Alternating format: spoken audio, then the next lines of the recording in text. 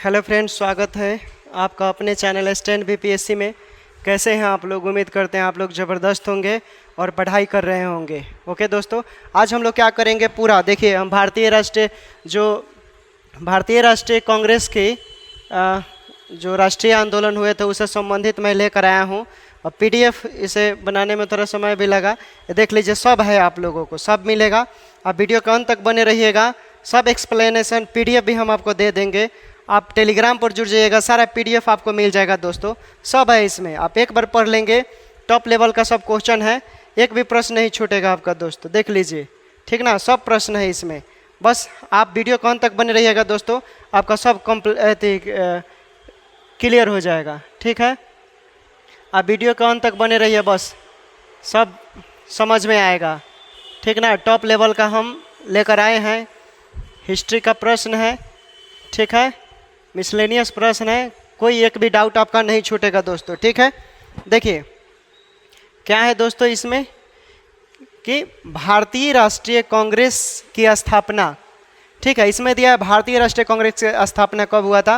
तो देखिए, भारतीय राष्ट्रीय कांग्रेस की स्थापना जो हुआ था दोस्तों, वो 28 दिसंबर 1885 को हुआ था। भारतीय राष्ट्रीय कांग्रेस की स्थापना कब हुआ था? देख लिए, कांग्रेस का चुनाव चिन्ह भी ये पंजा है दोस्तों। ठीक है, याद रखिएगा। भारतीय राष्ट्रीय कांग्रेस की स्थापना इसलिए किया गया, अंग्रेजों ने सोचा कि इससे करेंगे तो हम लोग को मदद मिलेगा। लेकिन भारतीय तो बहुत होशियार होते हैं। इस संगठन से सारे भारतीयों में एकता हुई, यूनिटी हुई। उसके जरिए अंग्रेजी जो सरकार थी, हुकूमत थी, उसकी वो बहुत प्रभावित हुई। आगे देखिए, इसके संस्थापक पूछता है यहाँ से। अभी पिछला जो आरआरबी एनटीपीसी का सवाल एग्जाम हुआ था दोस्तों, उसमें पूछा था कि भारतीय राष्ट्रीय कांग्रेस के संस्थापक कौन थे। तो कौन थे दोस्तों? ये एलन एक्टोवियन ह्यूम थे। कौन थे दोस्तों? एलन एक्टोवियन ह्यूम थे। आप इन्हें शॉर्ट फॉर्म में क्या बोल सकते हैं? एओ ह्यूम भी बोल सकते हैं। एओ ह्यूम ये कहाँ के थे दोस्तों? स्कॉटलैंड के निवासी थे। भारतीय राष्ट्रीय कांग्रेस की जो स्थापना किया था उसका क्या नाम था? एलन एक्टोवियन था। भारतीय राष्ट्रीय कांग्रेस के संस्थापक कौन थे? एलन एक्टोवियन थे। शॉर्ट फॉर्म में क्या बोलेंगे आप? एओ ह्यूम बोलेंगे। ठीक है, कहाँ के निवासी थे? स्कॉटलैंड के निवासी थे दोस्तों। ठीक है, देखिए इसका स्थान जो कहाँ इसकी स्थापना हुई, किस जगह हुई। प्रश्न पूछेगा कि भारतीय राष्ट्रीय कांग्रेस की स्थापना कहाँ हुई थी, तो आप बोलेंगे बम्बई के गोकुलदास तेजपाल संस्कृत महाविद्यालय जो था, यहाँ विद्यालय है, बोलिएगा बम्बई के गोकुलदास तेजपाल संस्कृत महाविद्यालय में भारतीय राष्ट्रीय कांग्रेस की स्थापना हुई थी। उसके बाद प्रश्न पूछेगा कि भारतीय राष्ट्रीय कांग्रेस की जब स्थापना हुई थी उस समय वायसराय कौन था? वायसराय कौन था दोस्तों? तो आप बोलेंगे डॉफरिन था। कौन था दोस्तों? तो लॉर्ड डॉफरिन था। अंग्रेज अपने आप को भगवान कहलाते थे, भगवान, इसलिए वो अपने आप को क्या कहते थे दोस्तों? वो क्या कहते थे? यानी लॉर्ड लगाते थे अपने नाम के आगे। ओके, उसके बाद देखिए, दादा भाई नौरोजी ने इसका नामांकन क्या किया था? प्रश्न पूछेगा कि भारतीय राष्ट्रीय कांग्रेस का नामांकन किसने किया? भारतीय राष्ट्रीय कांग्रेस का नामांकन किसने किया दोस्तों? तो आप क्या बोलेंगे? आप बोलिएगा कि भारतीय राष्ट्रीय कांग्रेस के जो नामांकन किया था वो कौन थे दोस्तों? दादा भाई नौरोजी थे। ठीक है, भारतीय राष्ट्रीय कांग्रेस का जो नामांकन किया था दोस्तों वो कौन था? दादा भाई नौरोजी था। कौन था? दादा भाई नौरोजी थे। आप रिस्पेक्ट लीजिएगा, थे। ठीक है ना। लेकिन भारतीय राष्ट्रीय कांग्रेस का पहले नाम क्या था दोस्तों? भारतीय राष्ट्रीय कांग्रेस का पहले नाम क्या था? तो ये था भारतीय राष्ट्रीय संघ था। भारतीय राष्ट्रीय संघ था दोस्तों। क्या था? भारतीय राष्ट्रीय संघ था। आगे देखिए, आगे जानते हैं हम लोग। देखिए, होम रूल आंदोलन, होम रूल, चूंकि प्रथम विश्व युद्ध के दौरान क्या हुआ था समझिए। अब प्रथम विश्व युद्ध के दौरान भारतीयों ने सोचा कि अगर हम अंग्रेजी हुकूमत का मदद करते हैं तो प्रथम विश्व युद्ध जैसे ही समाप्त होगा अंग्रेज हमें क्या कर देंगे? आज़ाद कर देंगे और हमें आज़ादी मिल जाएगी। लेकिन भारतीय राष्ट्रीय कांग्रेस को पहले ही पता चल गया कि अंग्रेज ऐसा नहीं करने वाले हैं, इसलिए भारतीय राष्ट्रीय कांग्रेस ने अपनी रणनीति बदल दी। ठीक है दोस्तों, इसलिए उन लोगों ने क्या किया? ये होम रूल आंदोलन शुरू किया। कब किया? 1916 में। देखिए, होम रूल आंदोलन ये आयरलैंड में हुआ था। सबसे पहले आयरलैंड में ही होम रूल आंदोलन हुआ था और वहीं से भारत में भी इसका प्रभाव पड़ा दोस्तों। भारत में होम रूल आंदोलन का प्रभाव कहाँ से पड़ा? आयरलैंड से बना। और ये प्रश्न यहाँ से बहुत बार पूछे जाते हैं, बोलिएगा होम रूल, प्रश्न पूछेगा होम रूल आंदोलन कब हुआ था? तो क्या बोलेंगे दोस्तों? 1916 में बोलिएगा। क्या बोलेंगे? 1916 में। देखिए एक और वेरी वेरी इंपॉर्टेंट प्रश्न पूछा जाता है कि होम रूल आंदोलन जो है वो पुणे से किसने शुरू किया? तो आप बोलेंगे बाल गंगाधर तिलक ने। बाल गंगाधर तिलक ने। स्वराज मेरा जन्मसिद्ध अधिकार है और मैं इसे लेकर रहूंगा, बाल गंगाधर तिलक ने ही कहा था। ठीक है दोस्तों। उसके बाद एनी बेसेंट। एनी बेसेंट ने होम रूल आंदोलन की शुरुआत कहाँ से किया? तो ये मद्रास से किया। एनी बेसेंट ये महिला थी दोस्तों, ठीक है, ये लड़की थी एनी बेसेंट, याद रखिएगा। और ये क्या थे? ये मेल थे, पुरुष थे, कंफ्यूज नहीं होना है। क्लियर हुआ यहाँ तक? आगे देखिए, आगे हम लोग देखते हैं। देखिए आगे देखते हैं, आगे क्या है आपका? आगे है रॉलेट एक्ट। क्या आ गया दोस्तों? Rowlatt act. देखिए रॉलेट एक्ट क्या था? देखिए रॉलेट एक्ट की शुरुआत 19 मार्च 1919 को हुआ। ठीक है, रॉलेट एक्ट की शुरुआत 19 मार्च 1919 को हुआ था और यह काला कानून था जिसके अंतर्गत किसी भी व्यक्ति को शक की निगरानी पर उसको गिरफ्तार किया जा सकता है और गिरफ्तार करने के बाद उसे जेल में बिना वकील, बिना अपील और बिना दलील का मुकदमा भी चलाया जाएगा। ठीक है, इसी के वियोग में क्या हुआ दोस्तों? हमारे जो पंजाब के दो नेता थे सैफुद्दीन किचलू और डॉक्टर सत्यपाल, सैफुद्दीन किचलू और डॉक्टर सत्यपाल को अंग्रेजों ने संदेह के निगरानी पर उन्हें गिरफ्तार कर लिया, जेल में बंद कर दिया। तब क्या हुआ दोस्तों? 19 मार्च को यह शुरुआत हुआ। 19 मार्च को इसकी शुरुआत हुई और क्या किया जाता है?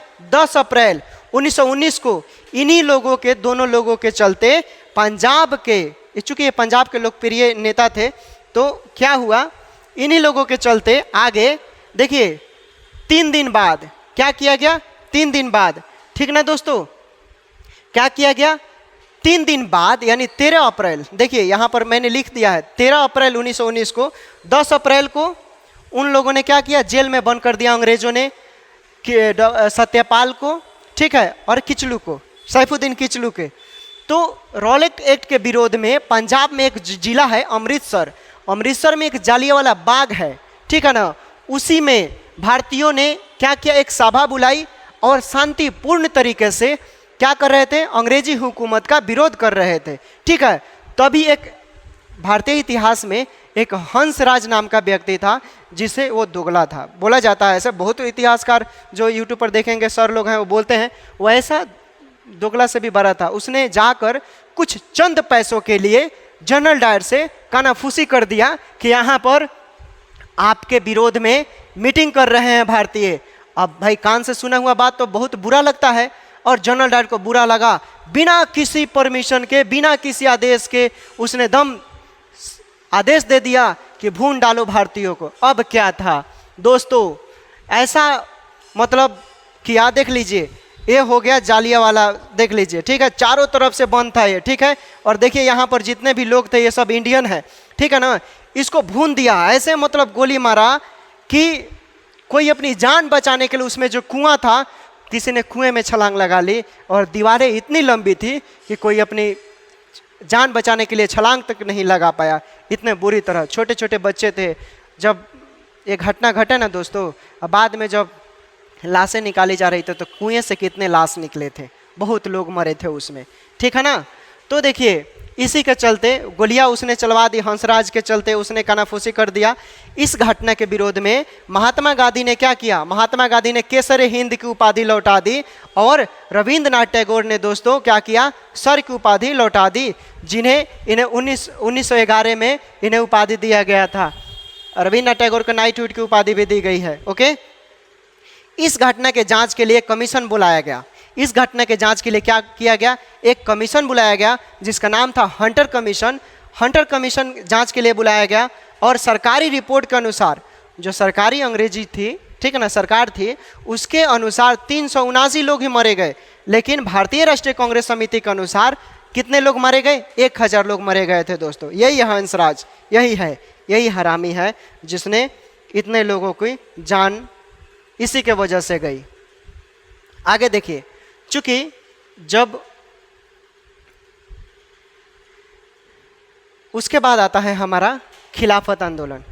चूंकि क्या था खिलाफत आंदोलन? देखिए, चूंकि खिलाफत आंदोलन तुर्की में शुरू हुआ था और कब हुआ था? 1919 में शुरू हुआ था खिलाफत आंदोलन, ठीक है। और ये मुस्लिम जो तुर्की जो देश था, वहाँ पर जो मुस्लिम बहुल जो देश था, वहाँ पर जो खलीफा था उनका ये क्या था, धार्मिक पद था। अंग्रेजों ने सोचा कि हम धार्मिक पद को समाप्त कर देंगे तो हमारा काम तमाम और आसान हो जाएगा। चूँकि भारतीय इसके समर्थन में थे और अंग्रेज इसके विरोध में थे, इसलिए चूँकि क्या किया गया, देखिए जब बात आई, चूँकि भाई किसी के धार्मिक पद को आप ठेस पहुंचाएंगे तो कोई तो चुप नहीं बैठेगा, ठीक है ना। इससे क्या हुआ कि पूरे वर्ल्ड के जो पूरे संसार, पूरा जो देश है, सभी देशों के जो मुसलमान थे वो नाराज़ हो गए और उनके नाराज़ होने से इसका प्रभाव भारत में भी पड़ा और भारत के मुस्लिम जो लोग थे वो भी, भाई ऐसे कैसे तुम हमारे धार्मिक पद को समाप्त कर दोगे, ऐसे कैसे हो सकता है। तो यहाँ पर दो लोगों को बुलाया गया, ठीक है, और उन लोगों ने नेतृत्व किया। शौकत अली, देख लीजिए यही शौकत अली हैं, और मोहम्मद अली थे। इनको कभी कभी प्रश्न में पूछेगा अली बंधु, अली बंधु भी बोला जाता है दोस्तों, इनको कभी कभी अली बंधु भी बोला जाएगा। तो याद रखिएगा, खिलाफत आंदोलन के नेतृत्वकर्ता दो भाई थे, अली बंधु, या आप मोहम्मद अली या शौकत अली भी बोल सकते हैं दोस्तों। क्या बोल सकते हैं, मोहम्मद अली और शौकत अली भी बोल सकते हैं। अगला प्रश्न देखिए, इसके बाद है, चूँकि खिलाफत आंदोलन जो हंटर कमीशन बनाई गई थी उसमें अंग्रेजी सरकार ने कोई फैसला नहीं सुनाया, जो हमारा खिलाफत आंदोलन था उससे भी कोई बात नहीं बना, इसलिए क्या किया गया कि असहयोग आंदोलन शुरू किया गया। क्या भारतीयों ने सोचा कि भाई अब हम अंग्रेजों के साथ जैसे वो पेश आएंगे हम उन्हीं के साथ वैसे उन्हीं के साथ पेश आएंगे, ठीक है। तो 1920 में 1 अगस्त 1920 को क्या किया जाता है दोस्तों, असहयोग आंदोलन की शुरुआत की जाती है, ठीक है। 1 अगस्त 1920 को महात्मा गांधी जी के नेतृत्व में असहयोग आंदोलन शुरू किया गया।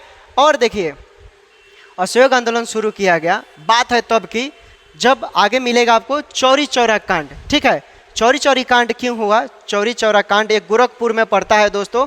गोरखपुर के एक जिला, गोरखपुर जो जिला है, ठीक है ना, उसी के बगल में एक चौरी चौरा थाना था, ठीक है। और कुछ भारतीय अपना सभा, ऐसे ही बाजार था, भीड़ था, मीटिंग था, कुछ बात कर रहे थे, ऐसे ही अंग्रेज दो बाइक से जा रहे थे और क्या किया, भीड़ देखा, ऐसे नहीं फायर कर दिया, गोली चला दिया, उसमें से एक भाई को गोली लग गया। अब इस पर वहाँ के आसपास के जितने भी भारतीय थे वो आग बबूला हो गए, भाई आज तो तुम लोग को छोड़ेंगे नहीं, बेटा चलो कहाँ तक भाग कर चलते हो। और उन लोगों ने भाग कर चौरी चौरा थाने में चले गया, जिसने गोली चलाया था। अंदर से क्या किया, ताले को बंद कर दिया, ताले को तो बंद कर दिया, लेकिन भाई भारतीय तो पहले से आग बबूला थे, आज छोड़ेंगे नहीं बेटा, चलो कहाँ चलते हो तुम। और बाहर से उन लोगों ने क्या किया, माचिस लगाकर पेट्रोल छिड़क कर जला दिया थाने के हो। उसमें मरने वाले लोगों की संख्या दोस्तों कितनी थी, 23, 23 लोग मारे गए, 23 पुलिस मारे गए। ये बात जब गांधी जी को पता चला, वो गांधी जी थोड़ा भाई सादी आदमी थे, उनको पता चला तो बोला कि नहीं अब असहयोग आंदोलन को हम लोग यहीं पर समाप्त करते हैं। सुभाष चंद्र बोस ने भी उनको समझाया कि गांधी जी देखिए हम लोग अच्छे मोमेंट की तरफ बढ़ रहे हैं, हम लोग को आज़ादी जल्दी मिल जाएगी। नहीं, गांधी जी तो गांधी जी थे, अपने वचन प्राण जाए पर वचन ना जाए, ठीक ना। देख लीजिए थाने जल रहा है दोस्तों, ये थाने का देख लीजिए चित्र में। आगे देखिए, उसके बाद बात आती है सविनय अवज्ञा आंदोलन की। देखिए दोस्तों क्या हुआ, सविनय अवज्ञा आंदोलन चूँकि 31 जनवरी 1930 को, ठीक है, गांधी जी ने अपनी 11 मांगों, मतलब 11 सूत्रीय 11 जो उनका मांग था, उसने जो वायसराय था ना उसके समक्ष रखा, लेकिन उसने मना कर दिया, अस्वीकार कर दिया। इसी पर गांधी जी ने क्या किया दोस्तों, 12 मार्च 31 जनवरी को बोला था, ठीक है, लेकिन बाद में इन्होंने क्या किया, 12 मार्च 1930 को क्या किया दोस्तों, इन्होंने दांडी मार्च से सविनय अवज्ञा आंदोलन की शुरुआत की। देखिए अज्ञा में क्या होता है, किसी बात को मानना, अज्ञा मतलब हम तुम्हारे बात को अब नहीं मानेंगे, तुम कुछ भी कर लो, ठीक है दोस्तों। तो यही है बात। देखिए यहाँ पर PDF में है भी, 31 जनवरी 1930 को गांधी जी मांग करते हैं 11 सूत्री किससे, वायसराय लॉर्ड इरविन से, लेकिन लॉर्ड इरविन क्या करता है, इसे अस्वीकार कर देता है, कहता है कि गांधी जी हम तुम्हारे 11 सूत्री मांग को अस्वीकार करते हैं। जो तुमने बात आगे मैं बताऊंगा कि 11 सूत्री गांधी जी ने क्या क्या उसमें मांग किया था, ठीक है। तो परिणाम क्या हुआ, उसी के परिणाम स्वरूप गांधी जी ने कहा कि अब बेटा चलो, अब सविनय अवज्ञा आंदोलन शुरू होगा। तुम लोगों का बहुत मनमानी हो गया, तुम लोग हमारे ही देश में रहकर हमारे ऊपर ही शासन चला रहे हो। तो देखिए, जब गांधी जी ने सविनय अवज्ञा आंदोलन शुरू कर दिया तो लॉर्ड इरविन जो वायसराय था उसने क्या किया, गांधी जी को सविनय अवज्ञा आंदोलन समाप्त करने के लिए एक 3 गोलमेज सम्मेलन बनाया। पहले गोलमेज सम्मेलन में देख लीजिए, आगे मिलेगा यहाँ पर है ही। देखिए, पहले जो गोलमेज सम्मेलन था इसका मतलब हुआ कि इसमें जो घर के मुखिया होते हैं वही बैठेंगे, हेड। जैसे हम लोग खाना खाते हैं दोस्तों, तो यहाँ पर एक हेड बैठता है, ठीक है। लेकिन इसको यहाँ पर अंग्रेजों ने क्या किया कि चारों तरफ से राउंड टेबल बनाया, ठीक है। क्या किया, राउंड टेबल, कि वो दिखाना चाहते हैं कि Indian and British are equal, अंग्रेज और भारतीय हम सब समान हैं। वो दिखाना चाहते हैं कि इसके बदौलत, इसके बदौलत। लेकिन ये फेक बात थी, ऐसा नहीं था। वो लोग मन ही मन बहुत सारे कुरीतियाँ उनके दिल में था। तो पहला गोलमेज सम्मेलन कब होता है, 1930 में। दूसरा गोलमेज सम्मेलन कब हुआ था, 1931 में। और तीसरा गोलमेज सम्मेलन कब होता है, 1932 में। ये तीनों गोलमेज सम्मेलन लंदन के जेम्स सेंट में हुआ था, ठीक है। और तीनों में बाबा साहब डॉक्टर भीमराव अंबेडकर जो दलित वर्ग के नेता थे उन्होंने पार्टिसिपेट किया, और सिर्फ इसमें महात्मा गांधी ने पार्टिसिपेट किया, ठीक है। इसमें शुरुआत में 72 लोगों ने पार्टिसिपेट किया था, ठीक है दोस्तों। देखिए, इसमें मिलेगा आगे आपको। तीनों गोलमेज सम्मेलन लंदन में हुए, मैंने पहले ही बताया। और भीमराव अंबेडकर जी ने तीनों गोलमेज सम्मेलन में भाग लिया था। और तीनों गोलमेज सम्मेलन के समय इंग्लैंड का प्रधानमंत्री कौन था। प्रश्न पूछता है कि जब तीनों गोलमेज सम्मेलन हुआ उस समय इंग्लैंड का प्रधानमंत्री कौन था, तो अब क्या बोलेंगे, रैमजे मैकडोनाल्ड। रैमजे मैकडोनाल्ड, क्या बोलेंगे, रैमजे मैकडोनाल्ड, ठीक है दोस्तों। चलिए एक बार जो कल के टॉपर थे, कल के टॉपर के हम नाम बता दें। सोनम सिंह दूसरे नंबर पर, 1 मिनट, कल के टॉपर का हम नाम बता दें दोस्तों। कल का टॉपर कौन कौन है।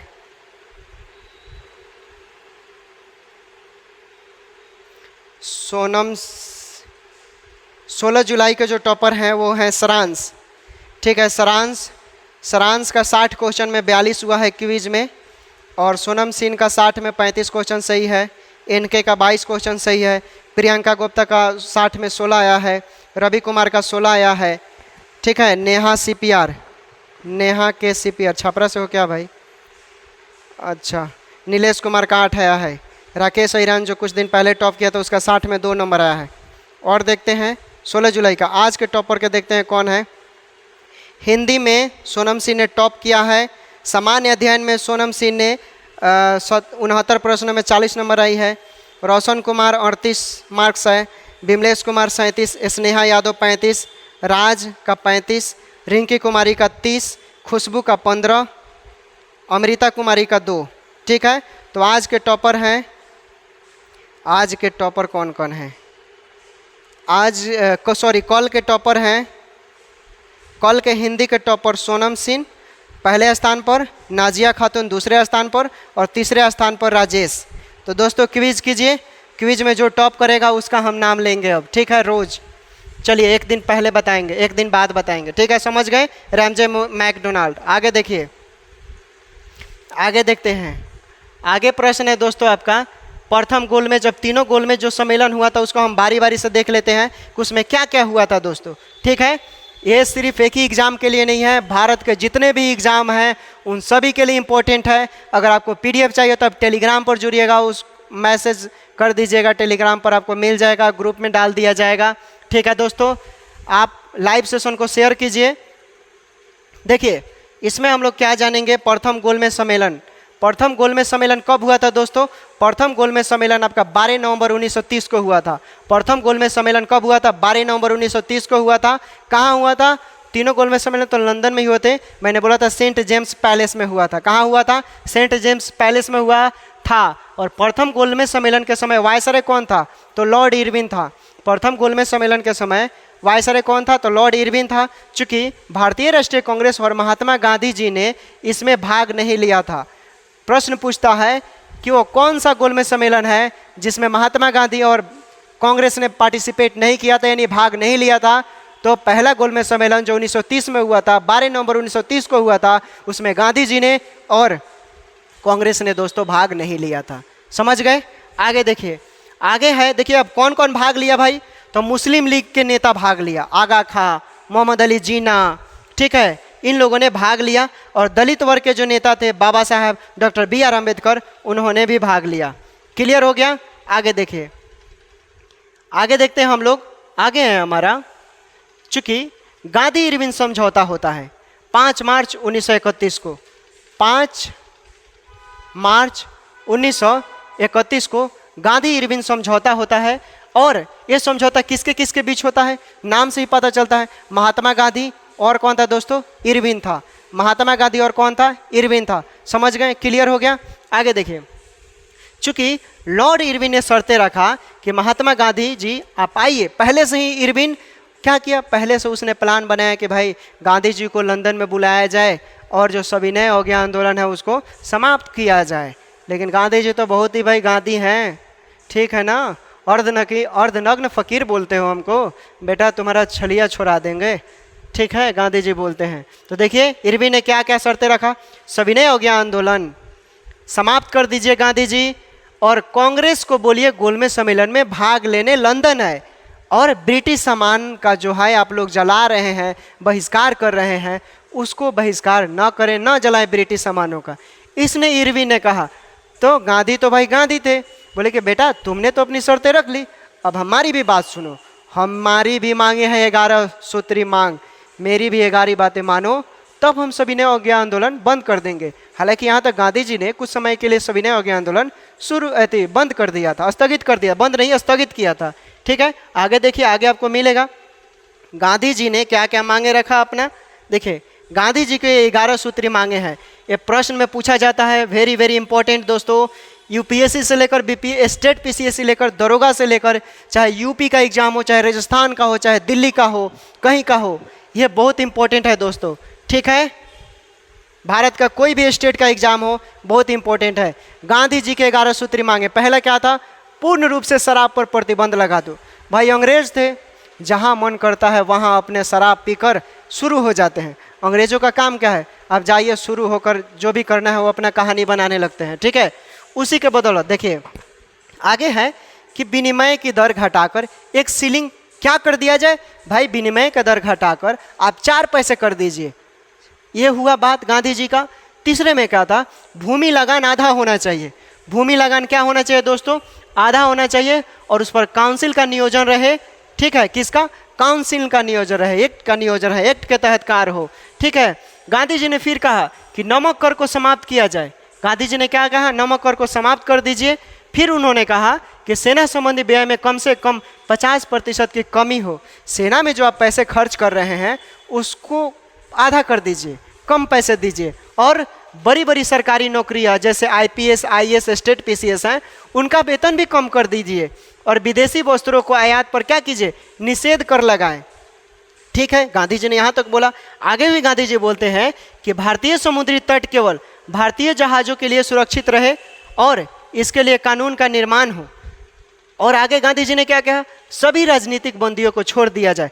सभी राजनीतिक बंदियों को छोड़ दिया जाए। यहीं पर हमारे एक नेता कौन थे दोस्तों? आपको पता है ना कौन है? आप बताइए कमेंट कर जिनको फांसी हो जाती है।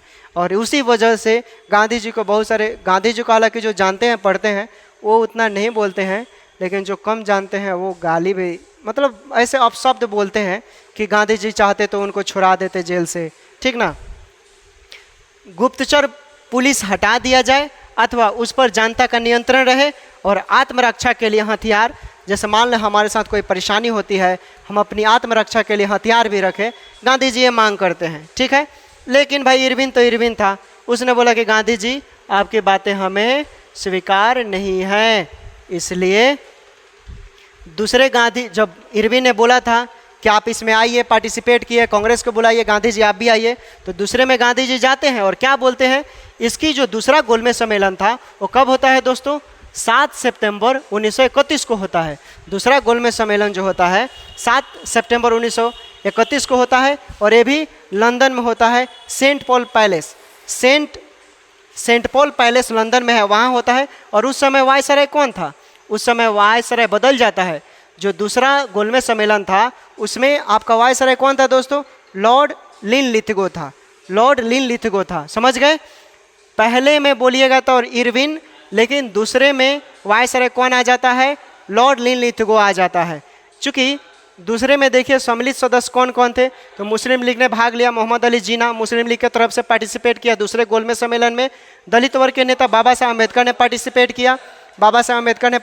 किया, और कांग्रेस की तरफ से यानी कांग्रेस और महात्मा गांधी ने पार्टिसिपेट किया। ठीक है, देखिए गांधी जी एसएस राजपूताना जहाज से लंदन आए थे। प्रश्न पूछता है कि गांधी जी लंदन कौन से जहाज से आए थे, तो क्या बोलिएगा? एसएस राजपूताना जहाज से आए। और गांधी जी को किसने कहा था अर्धनग्न फकीर? फ्रैंक मोरिस ने कहा था। फ्रैंक मोरिस ने कहा था गांधी जी को अर्धनग्न फकीर। विंस्टन चर्चिल भी कहीं कहीं देता है, तो इसने कहा था, फ्रैंक मोरिस ने, गांधी जब सीढ़ियों पर से उतर रहे थे तब इसने कहा था अर्धनग्न फकीर। देख लीजिए तीसरा गोलमेज सम्मेलन क्या है दोस्तों? इसमें ये हुआ था 1932 में हुआ था। ठीक है, 1932 में, और स्थान कहाँ था? तीनों लंदन में हुआ था। तीनों गोलमेज सम्मेलन कहाँ हुआ था? लंदन में। और कांग्रेस के बहिष्कार के कारण यह सम्मेलन क्या हो गया दोस्तों? असफल हो गया। ठीक है दोस्तों, असफल हो गया। तो गांधी जी ने क्या किया दोस्तों? किया फिर से हम क्या करेंगे? फिर से हम सविनय अवज्ञा आंदोलन जो है क्या करते हैं? शुरुआत करते हैं। चूँकि कुछ समय के लिए उन्होंने सविनय अवज्ञा आंदोलन को स्थगित कर दिया था, लेकिन जैसे ही गांधी जी ने सविनय अवज्ञा आंदोलन शुरुआत किया, गांधी जी को अंग्रेजों ने क्या किया? जेल में बंद कर दिया। तो वहाँ पर क्या होता है? जेल में जब गांधी जी थे तो पूना समझौता होता है दोस्तों। क्या होता है? पूना समझौता में क्या क्या होता है? देखिए, पूना समझौता होता है 24 सितंबर 1932 को, और गांधी जी को महाराष्ट्र के पुणे में बंद किया गया। कौन से जेल में? यरवदा जेल में। प्रश्न पूछा गया एनटीपीसी में कि गांधी जी को कौन से जेल में पूना समझौता के अंतर्गत बंद किया गया था? तो यरवदा जेल में। याद रखिएगा, यरवदा जेल कहाँ है? पुणे में है। और महात्मा गांधी और डॉक्टर BR अम्बेडकर के बीच क्या हुआ? पूना समझौता होता है। और देखिए इसका परिणाम क्या क्या था। चूँकि पुणे समझौता में क्या क्या हुआ, यहाँ से प्रश्न बनते हैं। देखिए, केंद्रीय विधानमंडल में जो दलित वर्ग के लोग होते हैं उनके लिए सुरक्षित सीटों की जो संख्या थी वो 18% से क्या किया गया? बढ़ा दिया गया। ठीक है, केंद्रीय विधानमंडल में 18% जो सीट होती है वो उनको बढ़ा दिया गया। और फिर प्रांतीय विधानमंडल में भी जो दलित वर्ग के लिए आरक्षित सीट होती है लोकसभा विधानसभा में, वो 71 से क्या कर दिया गया? 148 कर दिया गया। कितना कर दिया गया दोस्तों? 71 से 148 कर दिया गया। क्लियर हो गया? आगे देखिए, अब आते हैं पाकिस्तान की मांग में। चूँकि पाकिस्तान के मांग में क्या क्या है, देखिए, चूँकि 24 मार्च 1940 को लाहौर अधिवेशन में मुस्लिम लीग ने क्या किया? पाकिस्तान की मांग किया, मोहम्मद अली जिन्ना। ठीक है, 24 मार्च 1940 को इसमें अली ने क्या किया? अध्यक्षता किया। और इसमें माउंटबेटन योजना के तहत क्या किया गया?